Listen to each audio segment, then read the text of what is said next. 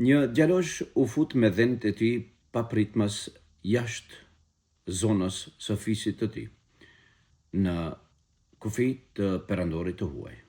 E kapën shpejt, e rrethuan, e dërguan te mbreti i tyre, i cili edhe e burgosi. Kur kuptoi fisi i tij për këtë, u grumbulluan 100 burra, mlodhën ari dhe argjend dhe mëndafsh, dhe shkuan te mbreti. Duke i trokitur derës dhe u futën në oborin mbretëror. Doli mbreti dhe i pyeti: "Çu bën me ju?"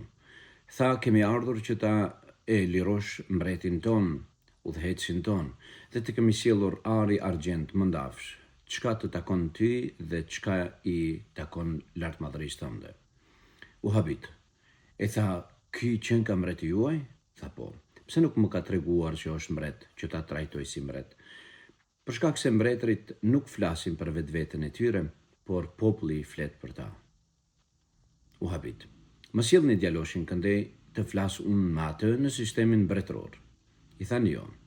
Ne jemi ata të cilët flasim për mbretin ton. Urdhro, merri gjithë atë që kërkon, bile edhe më shumë, dhe mbretin ton na lësho të shtëpia." E lëshoi. Sa dolën jashtë oborit mbretëror, i dhanë shkopin e çobanit dhe dhënët e tij.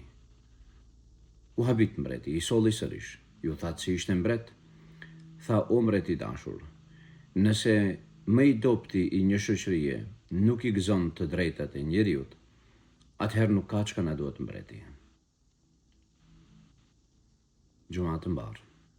Selam aleikum.